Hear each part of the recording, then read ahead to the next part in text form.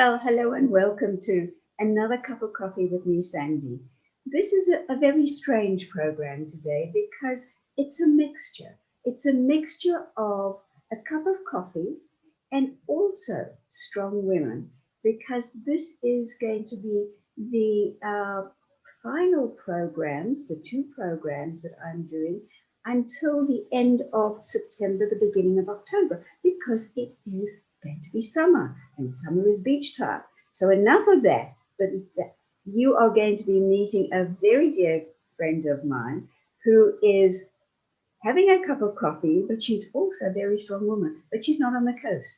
She's actually in Atlanta, Georgia, America, and her name is Lynn Peterson. Lynn, hello and welcome. How are you? Hi, Sandy. Thank you for having me. Oh, you I'm are doing so great welcome. today. It's been such a long time since you have been to Spain. And I figured, as this was the last program of, call it the winter series until we get back to winter in end of September, beginning of October, I wanted to talk about so many things. You were here, you loved Spain. I want you to come back to Spain, but let's go further back to about you. You went to school where?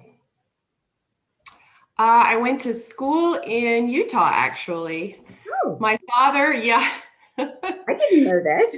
Yeah. That comes as a surprise.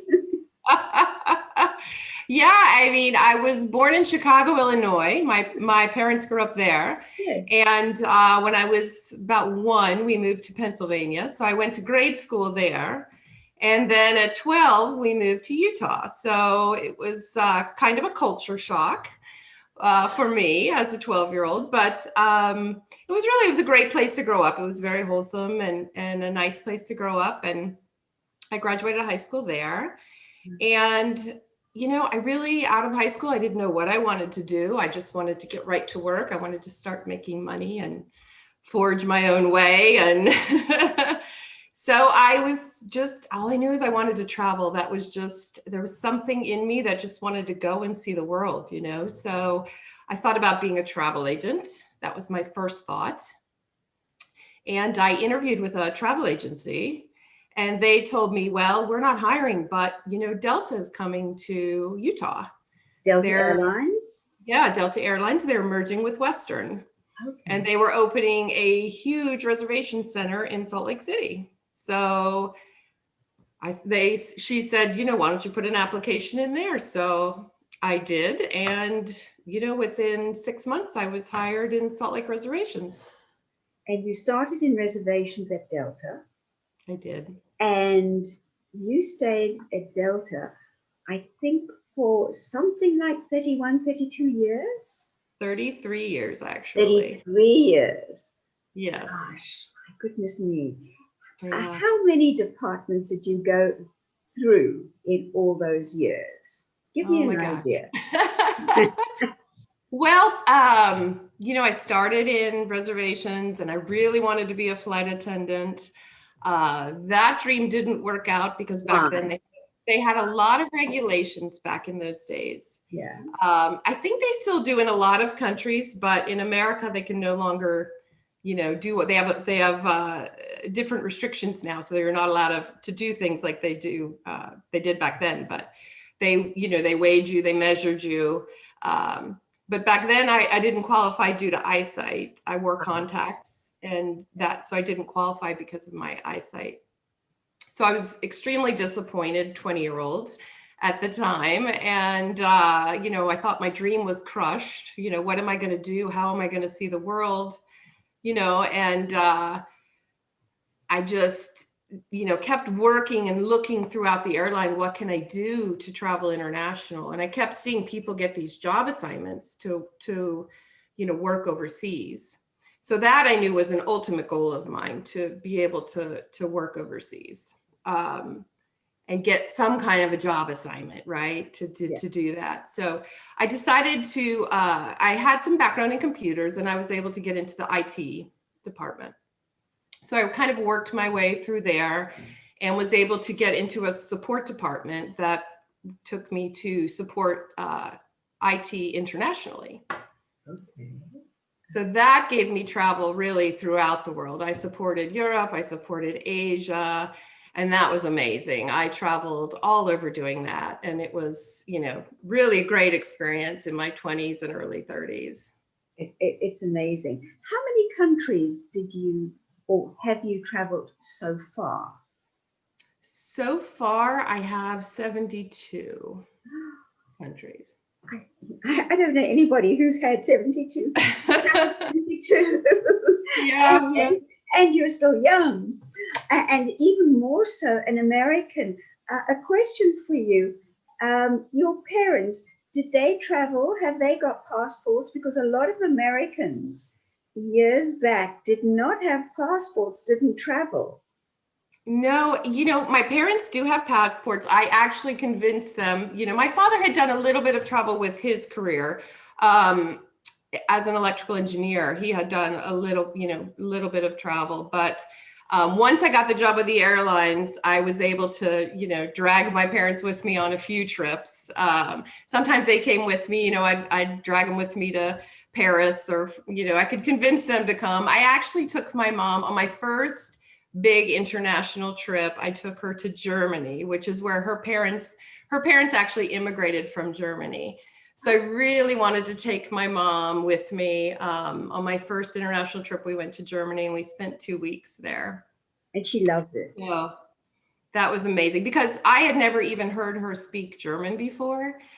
She was the last of 4 children, and so they were trying to learn English. So there wasn't that much German spoken at home anymore. But it was so surprising to me to hear her actually speak that language, and so she was in charge of going into hotels and trying to find us a room for the night, and because we were kind of winging it, which she was really, it was hard for her to do that. Suddenly she was the boss.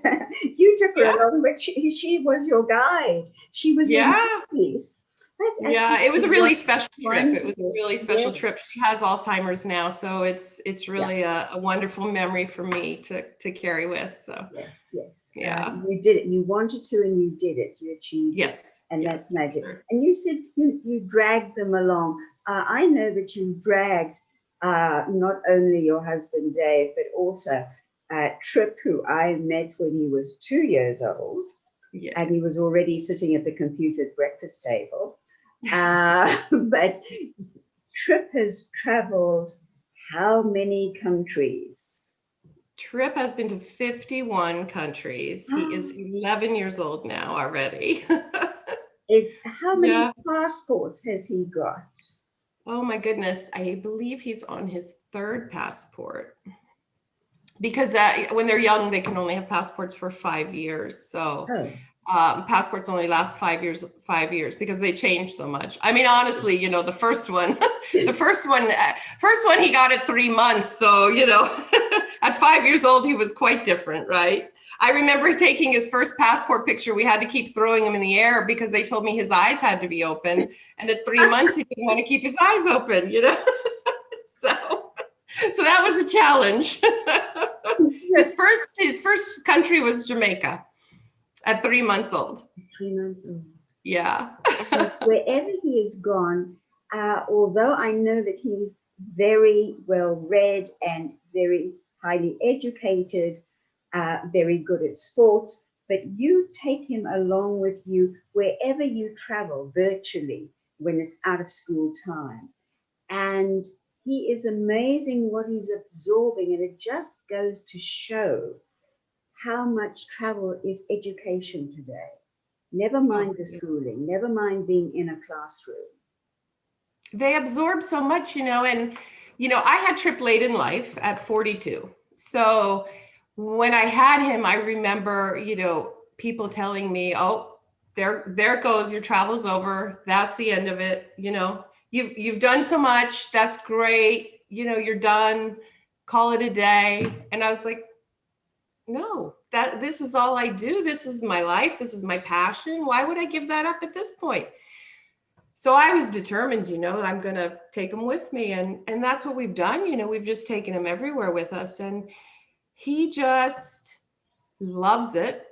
today, now especially, I see him just, he loves collecting countries, he loves ticking them off the list and coloring in the map and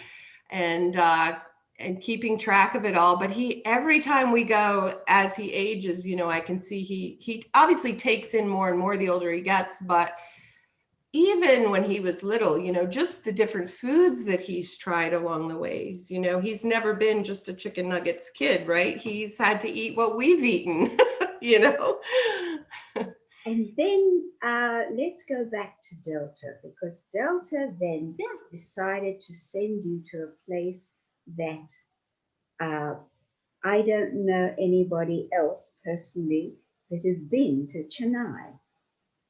And you went to live there for 2 years. Tell me about your time there. Yes, and like I said, with Delta, my goal was to live overseas.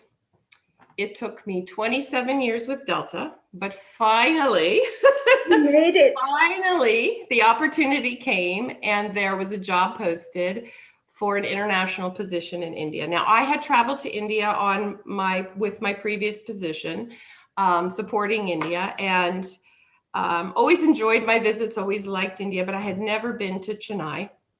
The position was in Chennai to be the client on site with our new partner, Tata Consultancy Services. And, I was going to be the only Delta person there. And I just knew this was the position for me the minute I read the posting. And, I even told my boss at the time, I said, if I don't get this job, you're really going to have to give me a minute, because I really felt like this was it for me. This was my opportunity. And things worked out, everything progressed. I got the job. Everyone, I think, was really surprised that, I was going to be willing to pick up and move our whole family to India, trip included. Where's he going to go to school? What's my husband going to do? How's that going to work? Because it's a big change, Oh, enormous. What are you going to do with your house? What are you going to do with your cats? How's that going to work?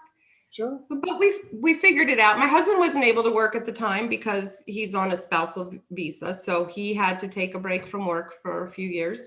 I'm sure that didn't bother Dave too much. I'm sure he enjoyed it immensely. I hope he's making up for it now. He definitely is. He definitely is. But it was a nice break for him, Sure. to get a couple of years off. And my son went to the most amazing school. They had an American international school in India. So he went to an amazing school there. We had a chance to live in a high rise in India, which was, a lot of people choose to live in these lovely homes, near the beach. But for me, I really wanted to do something different that I didn't want to live in a suburban home. I wanted to live in something completely different. And I wanted to live, more in a local community. I wanted to live in a high rise. That's something I've never done in my life. So we chose to live in a beautiful high rise with, we could see the sea in the distance. We were on the 23rd floor. 23rd. And we lived there for 2 years. It was absolutely an amazing experience. And it was almost the best 2 years of my life, I would have to say. There's nothing like living in a completely foreign place and having to you really have to relearn almost everything, right? Like, how do you shop for groceries? Where do you find things? How do you cook? You have to cook differently. You have to learn how to manage everything completely different. But it really just opens your eyes and your whole world. It just, I don't know. It's just very exciting. I just felt like life was exciting every single day. It's just, how do they speak English? They do speak English. English is actually the primary language in India. Okay. In India, they speak over 18 different languages all over the country, right? Every state has a different language. So they use English as their common language. Okay. So anyone that's educated speaks English. They do learn English in schools. Right. So So English wasn't an issue, thank goodness. So we had that going for us. That definitely was very, very, very helpful. When you went But to you the know, things, supermarket, I'm sorry. and when you went to the supermarket and you looked at all the vegetables, did you know what you were buying? Did you know how to cook it? Did you have a neighbor or some of the people working with you who actually helped you? Well, luckily we did have a wonderful neighbor. Yes, that, you know, because some of the spices, you know, we would have to say, you know, find out what is the spice, you know, we're looking for this spice in English. What would you call it? You know, what would you call it here? So that we could find that, because there were some things that, you know, we couldn't find the English name for. So we had to ask for help for some of those things. You know, they say you can get pretty much anything in America you can get in India, and that's fairly true, but you know, it comes at a price. There are stores that sell American goods, like maybe, you know, if you want Oreos or Fruit Loops or, you know, some of those kind of things. Yes, you can find them, but you might pay $12 a box for a box of Fruit Loops, right? So you might settle instead for the India version called, you know, Honey Loops or something like that, you know. So Trip had to adjust because, you know, we weren't going to pay $12 a box. And so Trip was at school there. Dave was staying at home. What did he do all day with his life? Was he doing all the cooking? Was he doing all the shopping while you were working? Yes, primarily he did that. Yeah. And, you know, because, you know, they shop differently there than we shop here in America. Of course, we have the big supermarkets where it's one store and you get everything you need. There, he would go to the vegetable market, and he would also go to, you know, another little market. Maybe one store had bacon, right? And then, you know, maybe one, you know, you would chat with all the other expats to find out what store had specific things that you wanted to get, right? Yeah. So, you know, one store might have the best yogurts and one store might have, you know, the best meats. And, you know, it's really a vegetarian state. So we found that ordering meat online was really the best way to get it. But you know, funny story is my husband the first time he called to order meat online, he called and he said, okay, I would like to order some steak. And they said, okay, sir, he said, what cuts do you have? And they said, well, we have supreme cut. And he said, that's not a cut. What kind of cuts? They said, no, sir, it's supreme cut. So he had a few arguments. What animal did no such cut as supreme. So what came home to you? What was it? Beef? Was it lamb? What was it? No, it was basically, you know, a regular, you know, regular steak, but you know, you couldn't get like, you know, filet or, you know, those kind of things. You just basically got just a regular cut of meat. But you know, to them it was supreme. But you know, my husband's like, no, that's, you know, basically a, you know, sirloin, I guess is what we ended up with. How did you dress there? What was your I chose to dress, you know, I worked at the main branch there. So there was 30,000 employees that worked in the office that I worked in. Yeah, it was a huge complex. Sandy, I didn't know what I was walking into. I sort of expected I got there. 30,000. I thought when I was going to be working in India, I might be working in maybe a 2-story building. You know, I didn't have much expectations. Literally, this complex was massive. It was an architectural wonder. It had it was built to look from above like a butterfly. It's really quite something. If you look up the Chennai TCS complex online, it really is an architectural wonder, and it's quite beautiful.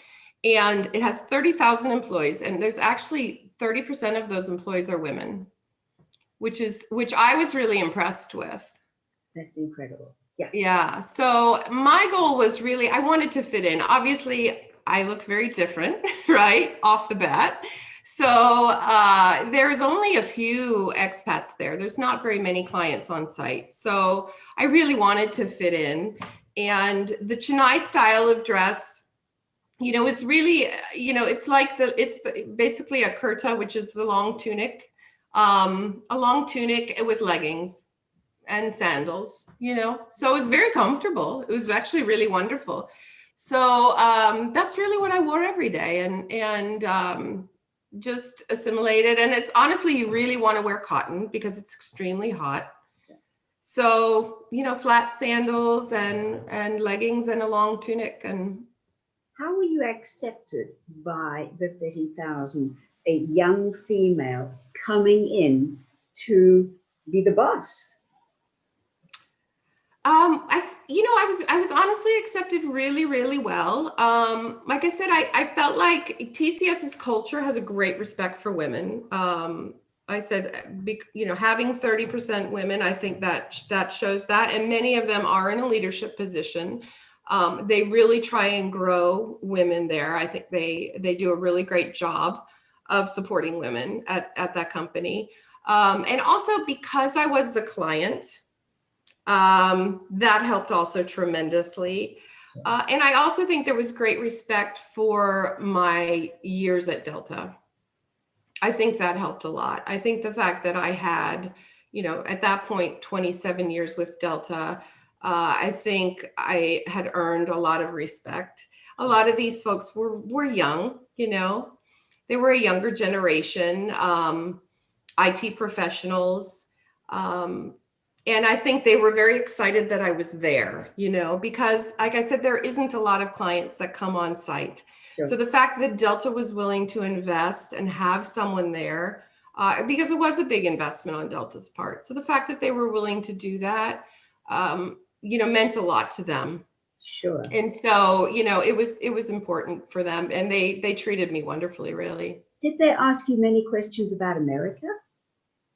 They did, and we shared a lot of cultural things together. I shared some of the cultural holidays. I taught them about Halloween, and they loved that. When Halloween rolled around, they didn't know with them. I'm sorry. Did you do Thanksgiving with them? I did. Yeah, we shared Thanksgiving. We had kind of a luncheon that day. We prepared a luncheon, and I brought some Thanksgiving items, and then they brought some of their, cultural dishes, and we taught each other about our cultures, and that was really a lot of fun. So they definitely asked a lot of questions, and they wanted to know about Delta and America and all kinds of things. And what kind of transport did you have? We had a car and a driver assigned to us. Okay. Which at first I wasn't sure if I would like it, to be honest. I thought, well, that's going to be odd. Every time I want to go somewhere, I'm used to my freedoms, right? Sure. Hopping in my car and go, right? But in the end, I have to say I got quite spoiled with it. You get dropped off at the front of the mall, and then when you're ready to go, you get picked up at the, there's no dealing with parking or any of that. And, yeah. It was 27 years, and suddenly you were spoiled, and you were happy as that way. Absolutely wonderful. We loved every minute of it. When you had to leave, when it was time for you to say goodbye to Chennai, which was 2 years after you'd gotten there, what did you leave behind? Oh, it was heartbreaking, really. You leave a life you've built in, we left a life we'd built in Atlanta for, we'd lived in Atlanta for several years, and that's hard to leave. And you go to India and you think you don't know anybody, but you very quickly form a life with, I think, because you're new in a place, and you make new friends, and you quickly make new friends because you're all in the same situation, right? You're all in this, you're thrust into this new world that you're trying to figure out together. And you have free weekends because you really don't have anything to do, right? You don't have to mow the lawn. You don't have to do all these things. You don't have to clean your house. You have help for that now. And so what do you do all weekend? So you get together and you get gatherings with friends. And so we had such a busy social life, and we had made so many friends from all over the world, really. I mean, it was fascinating. And you meet all these people through school, and really all over the place. You just, in any place you go, you all the expats tend to go to the same places, the same restaurants, the same grocery stores. You know, you just tend to meet in the same locations. And you know, our neighbors became our best friends. They were Indians that they had lived in London for a period of time, so they were called repats. So they had kind of experienced a Western culture and then come back to India. And they had two boys that were close to my son's age. And so they really became our best friends. And it was just, honestly, it was so heartbreaking to leave and to come home. And when you come home, life is just different. I mean, it's really hard. I mean, you're back in a world that is no longer exciting, right? It's kind of like the same old every day. And you know, in India, all the sights and sounds, everything was different every day. You know, you just felt like you were in a whole nother world. And when you traveled, you were, you know, we were going to Sri Lanka for the weekend. We were going to Bhutan or Malaysia or Singapore. You know, these were our weekend trips. Here you go to Panama City, Florida, or, you know what I mean? It just seemed boring to us. But you are still so lucky that you are able to just get up and go, whether it's at the spur of the moment or something that is planned. Yes. And you, because of that, you've got friends all over the world. I don't imagine that there is a country or anywhere that you don't have friends that you can pick up the phone and say, I'll be there tomorrow. It's true. I feel like we're very lucky. You know, my sister calls me the friend keeper, which I think is a really funny name, but she calls me the friend keeper because you know, when we travel, we tend to meet people wherever we go. We tend to, you know, as kind of how you and I met in Spain one day, right? It's like, you know, and here we are all these years later, still in touch. And, you know, it's just, it seems to be how life works with me. And it's true. I've got friends everywhere, and I love it. I love meeting people. I love staying in touch with people, and I love travel. So. And you love photography. Your photography, I follow you and I look at your photographs, and you've got such an incredible eye for photography. Is that something that you always had, or have you developed that? It's always kind of been a passion of mine. I've always just enjoyed taking pictures. You know, I have a photographic memory, I think. So to me, you know, it's kind of like if I see it, I want a photo of it, and it just kind of keeps my memory fresh.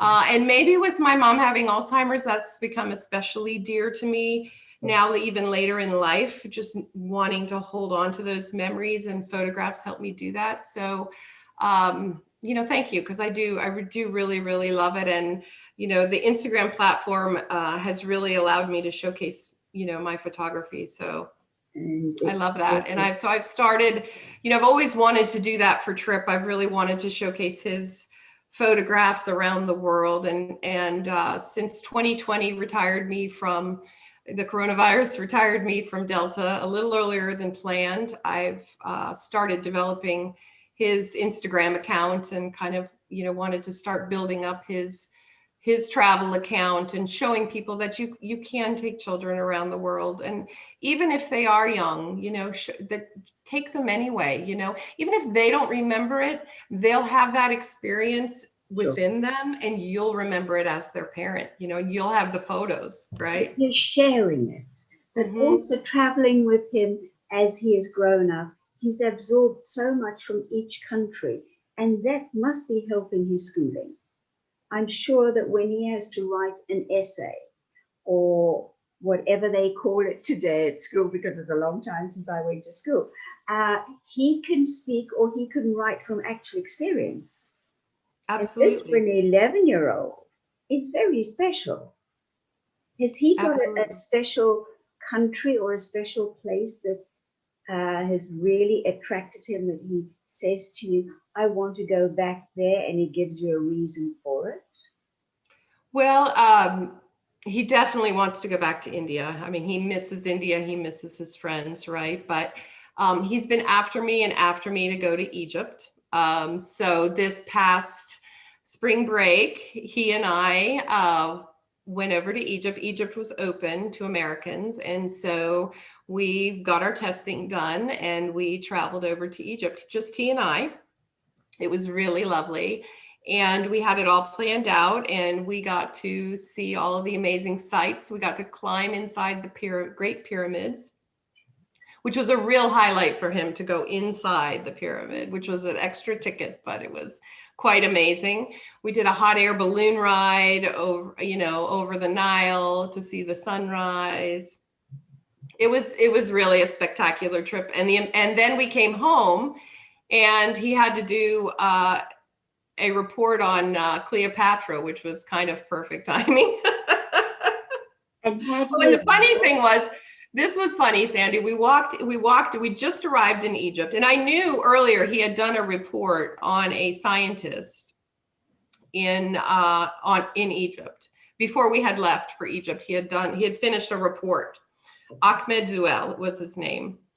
And we're walking through the airport in Egypt. We had just arrived. It was late at night. We had traveled this long journey. We're walking through the airport. I'm worried about the luggage. And all of a sudden, he points up at a picture. There was a picture of 4 men on the wall in Egypt. No names, just the pictures. And he said, "Mom, there's Ahmed Zuel." I looked up. I said, "Really?" And he said, "Yeah, that's the guy I did the report on." Like he just, recognized, just picked him out. I mean, those are the small things that they really pay attention to, And it was really impressive.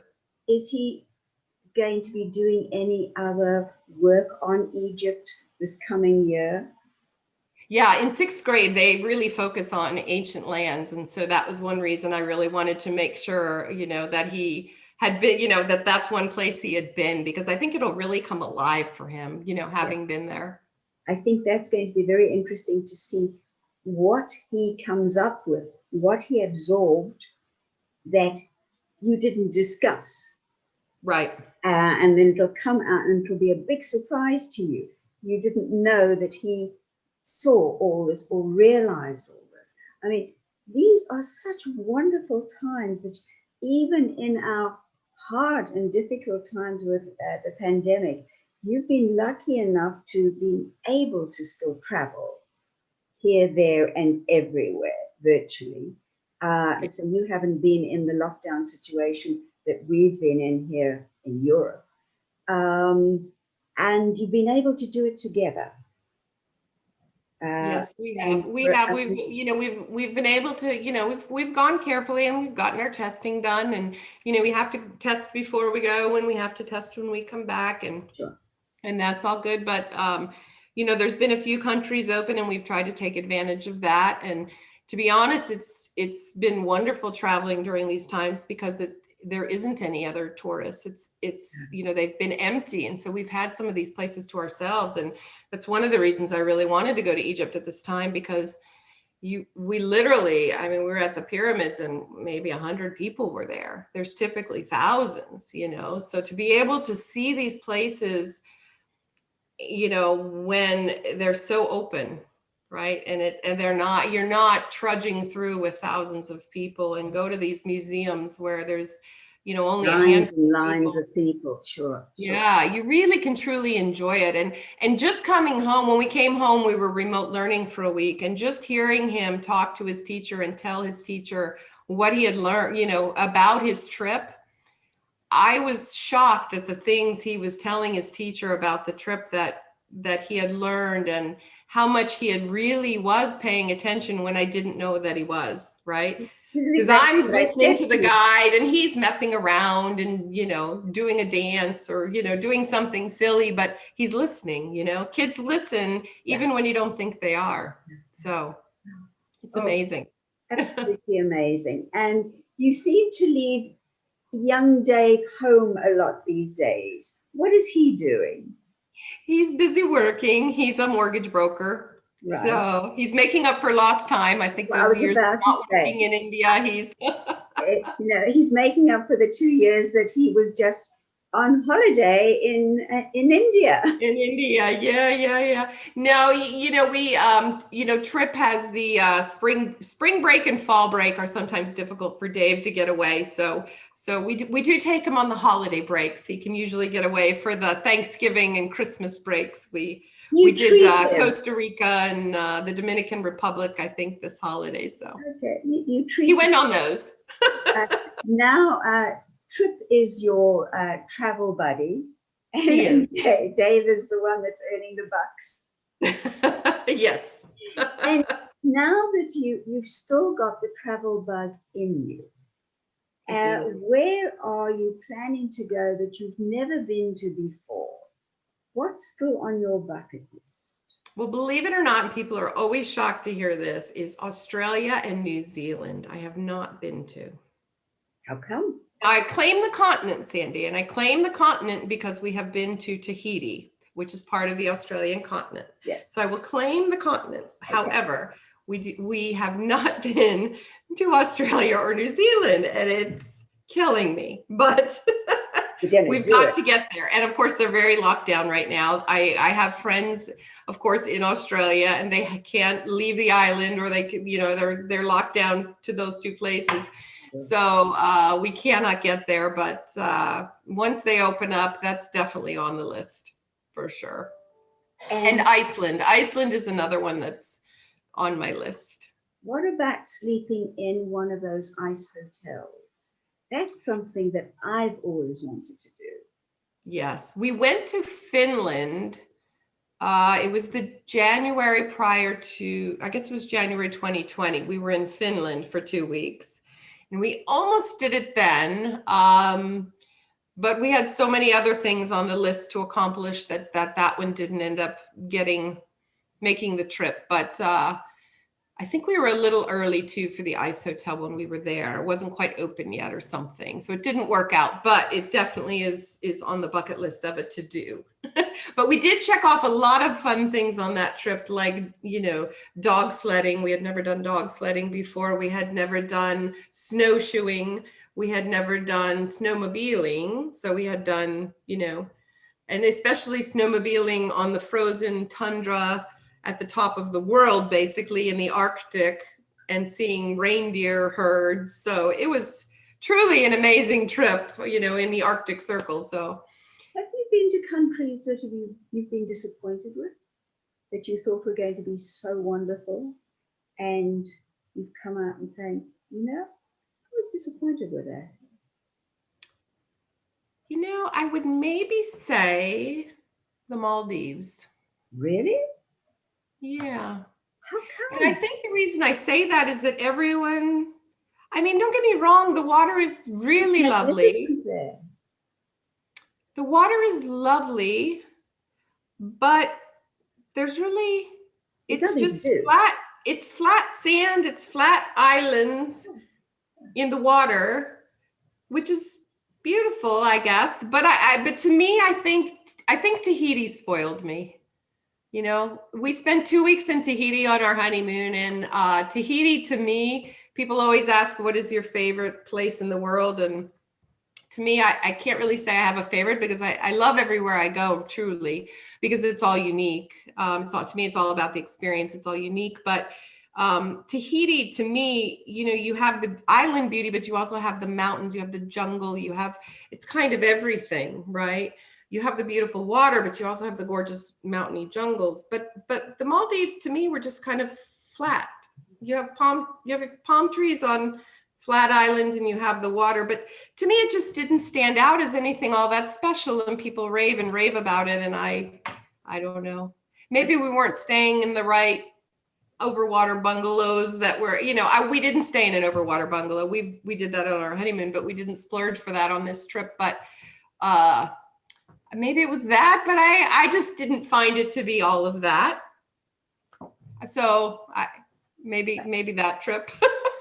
It was still beautiful. Don't get me wrong. I don't want to diss the Maldives. I don't want to get a nasty letter, and I'm sure people have had amazing honeymoons there, and but so everybody's had a wonderful honeymoon there.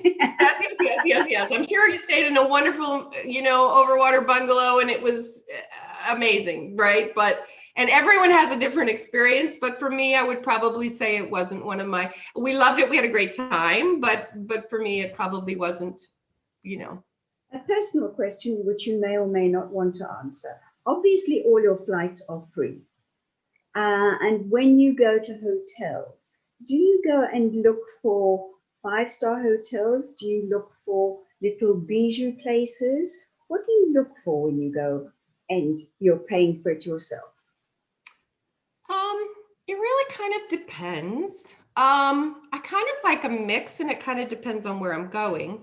I do travel for free domestically in the US. Internationally, I have to pay taxes and fees. So there's a little bit of a cost internationally. And that's for Dave and for Trip. For Trip, yeah. We do pay a little bit, just taxes and fees that are associated with international travel. You know, like I said, it really depends. We do belong to, my credit cards and things are associated with hotels, so I can get hotel points. So, you know, if we can do a hotel, I'm sorry? You stay at Marriott's? Either Bonvoy or IHG are the two that we belong to. So we do that. But there's sometimes, you know, like when we were in Jordan, for example, we stayed in the middle of the desert. I wanted to experience camping overnight in the desert, right? So I wanted to do that one night. So there's sometimes you have to go outside your comfort zone a little bit, right? So sometimes you do stretch and do an overnight in some place that isn't, you know, maybe your 5-star luxury, because you're going to a remote place. Yeah. So you have to step outside and go somewhere that's a little bit, you know. You fit in with the culture there as well. And you actually get to feel the place. The same as going to Morocco. I would never stay in a 5-star hotel. I did one time stay in a 5-star hotel, which was just, you know, it was a hotel room and that was it. But if you go to Morocco and you live as the Moroccans do, or in a Moroccan area, absolutely, very different. 100%. Yeah, I fully agree with you. And here's a funny story. When we got to Egypt, I had booked, because I had points with Bonvoy, and I booked it was our first night, and we were traveling all night, and we were only there the first night before we got on another plane in Egypt. And so I booked the St. Regis. I thought, I knew I wasn't going to sleep the whole time on the flights. We were in coach, and I knew it was going to be a long night, and it was, you know, almost 24 hours with no sleep. So I'm going to splurge.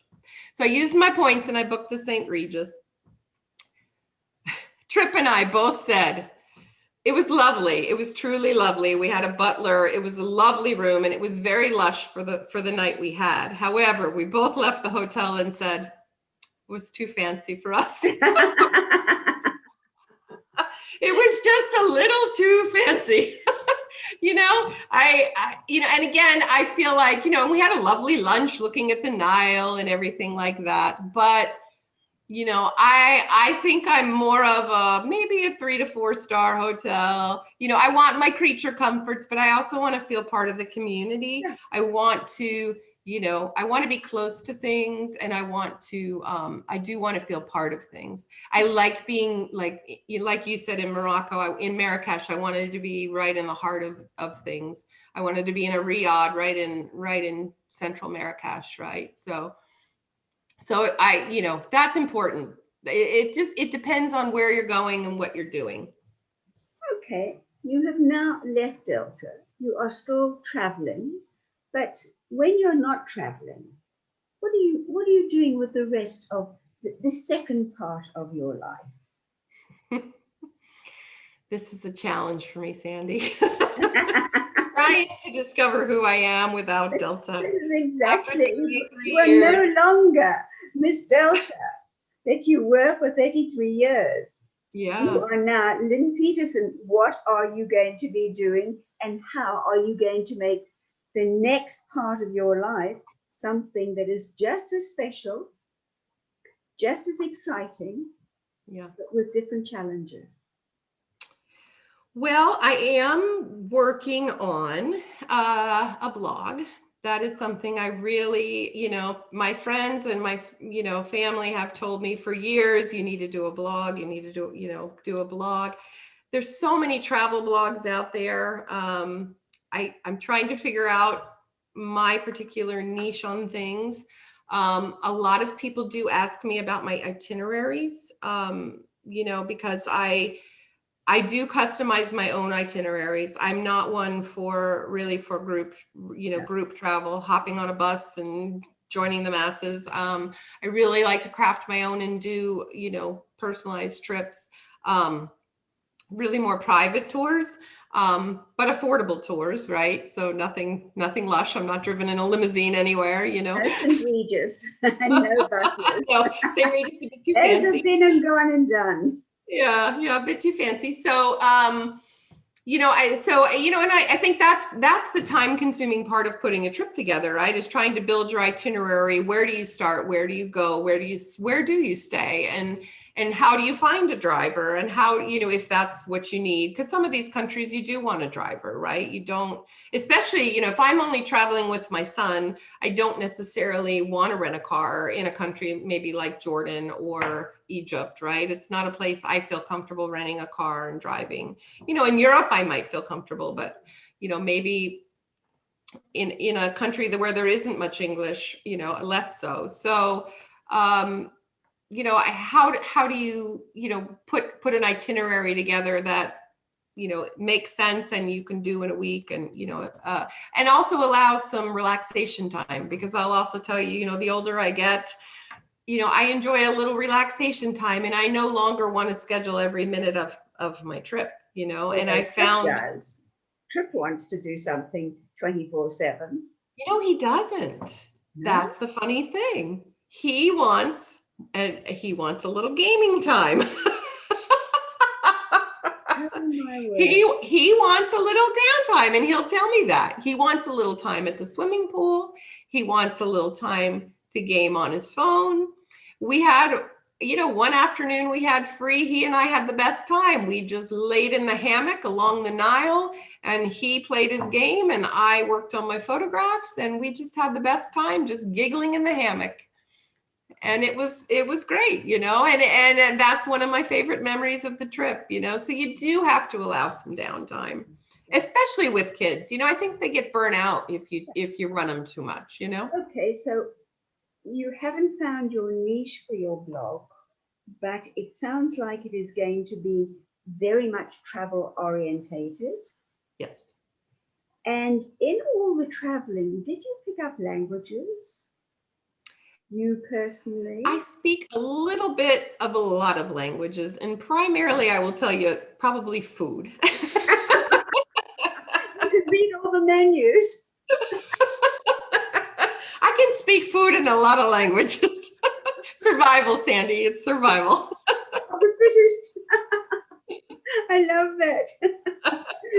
So, are you going to try and do it country by country, or are you still working on what you feel is going to be the most interesting for people worldwide? Because this program, by the way, is being shown now worldwide, and also Roku in America. So, give us a flavor of what you think you are going to be sharing with the world.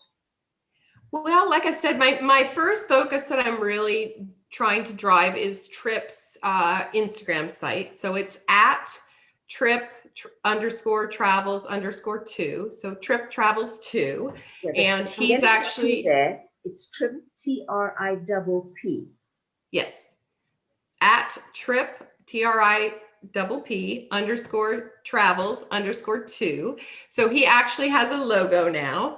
I've also got a character made of him from a friend of mine, actually from India, that drew a character of him. So I'll be premiering that soon on his site. So I'm really kind of focusing on that right now, his Instagram site, and showing some of the places he's visited.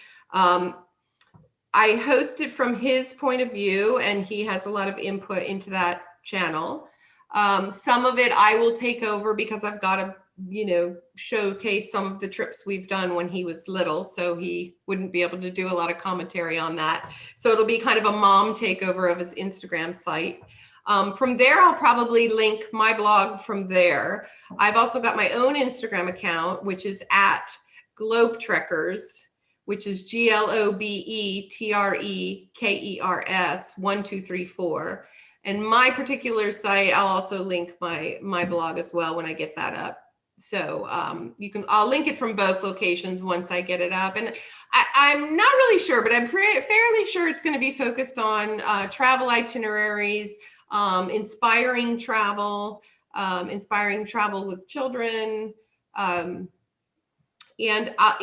it'll probably be, continent specific. I'll probably arrange it via continents and, just give general ideas on where to go, what to do, and My last question to you is, before we say our fond farewell, and that is, when are you coming back to Spain? As soon as you'll let me. It's been a long, long time. It's been a long time. I know. As soon as we are open for travelers, I've got American friends who have had all their shots, and they've booked to come 2 weeks in September and the first week in October. And they've had so many trips booked and so many trips canceled. We're just keeping fingers crossed that we are very much missing Europe, very, very much missing Europe, and especially Spain. We have so many wonderful friends there. We're really anxious to get back, and we've been having to, like I said, skirt wherever we can, wherever we can travel, wherever is open right now. But definitely Europe is on our agenda. It's terrible here. I'm now free. I don't have the chains of a 9-to-5 job anymore, and I have all this free travel, and I can't go anywhere. Nowhere to go. Making me crazy. Oh my goodness me! Yeah, I may leave Dave and Trip behind and come see you as soon as it's open. You know that I shall be waiting there with open arms, and we shall play together. Yes. I may not be able to keep up with you, but I'll also say to you, I need old age time. No problem. We'll make sure we have lots of chill time built in. Maybe we'll do that trip up north. We'll do that trip up north together. We've been talking about. We will do lots of trips in Spain together, but it's just a matter of when you can travel. And I recall that my memory is just going back to something else, and I said it was the last question. When you were in Spain, you were thinking of possibly starting a little B&B. Is that still a little germ that you want to pursue? It's always, and I don't know, I guess it's just with travel hospitality has always been, in my mind, and I've always had that goal. And, maybe now it's shifted to maybe more of an Airbnb, maybe have a home with an Airbnb attached. I still very much want to live overseas again. And Spain is definitely, in our sights.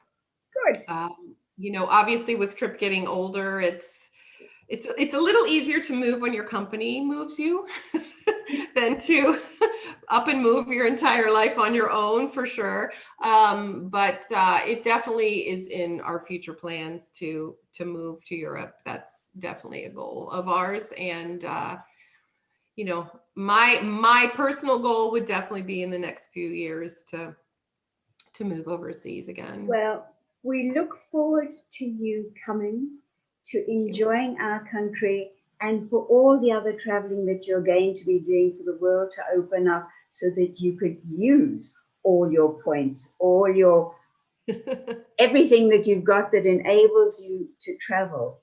And it's very lucky. We are very, very lucky. You're very blessed, and you chose the right job for you, which was something that you wanted to do when you left school, and you fulfilled that dream. And not that many people in the world or in life can actually fulfill their dream to the nth degree, which you have done, and included even traveling with a baby of 3 months old.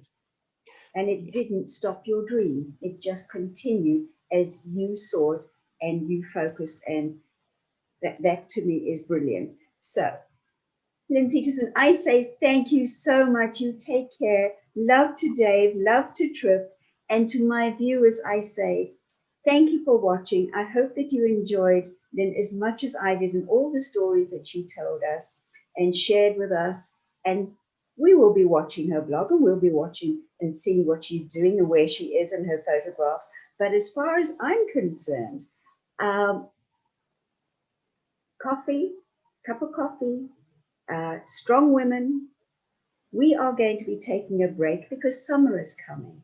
And now I am going to be going to the beach, hopefully going to parties and just enjoying. So both programs will be coming to an end now until the end of September, and we starting again either the end of September, beginning of October. And I just say, stay safe, take care, have a wonderful summer as best as you can. Don't do anything silly. And I hope that you've enjoyed a cup of coffee and also my strong women along the coast. And I've included Lynn because I actually feel that she is a very strong woman, because to have gone from America over to India and to have been looking after or being the boss of or being the guest of, however you want to call it, of 30,000 people. That is one strong lady. So you have fallen into cup of coffee and strong woman, except not along the coast as yet. So in the meantime, to everybody, I say thank you for watching. Take care and see you again soon. Have a wonderful summer. Bye for now.